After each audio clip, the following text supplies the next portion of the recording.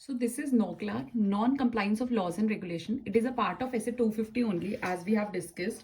Non-compliance कोई act और omission, act of omission या कमीशन है, कुछ इंटेंशनल है, अनइंटेंशनल है, contrary to laws and regulations हैं.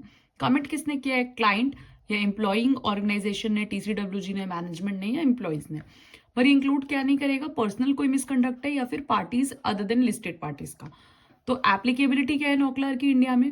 या तो कोई senior professional accountant in service है, being employ of listed entity, किसी लिस्टेड एंटिटी का एम्प्लॉय है, या फिर अगर प्रैक्टिस है तो लिस्टेड एंटिटी है और नेटवर्थ 250 करोड़ से ज्यादा की है.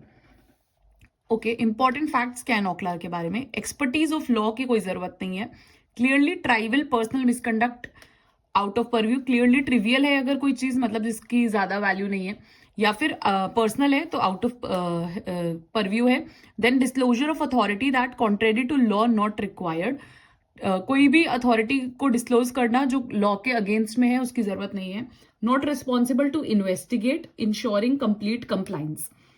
फिर एग्जाम्पल हैं कुछ नॉकलार के, जैसे fraud, corruption, bribery, money laundering, terrorist financing, proceeds of crime, securities market and trading, banking and financial product and services, then data protection, environmental protection, public health and safety, tax and pension. MCQ में again आ सकता है या फिर कुछ ऐसा case study में आ सकता है, याद करने की जरूरत नहीं है.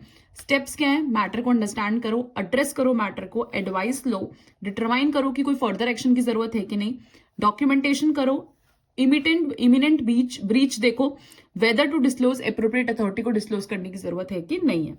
आप डॉक्यूमेंटेशन, ये वाला जो डॉक्यूमेंटेशन है इसमें क्या क्या डॉक्यूमेंटेशन करोगे? मैनेजमेंट और TCWG का क्या रिस्पॉन्स है, क्या कोर्स ऑफ एक्शन है, अकाउंटेंट का जजमेंट्स क्या है और डिसीजन क्या है, how accountant is satisfied that public interest is fulfilled. Accountant कैसे मान रहा है इस बात को कि पब्लिक इंटरेस्ट फुलफिल्ड है.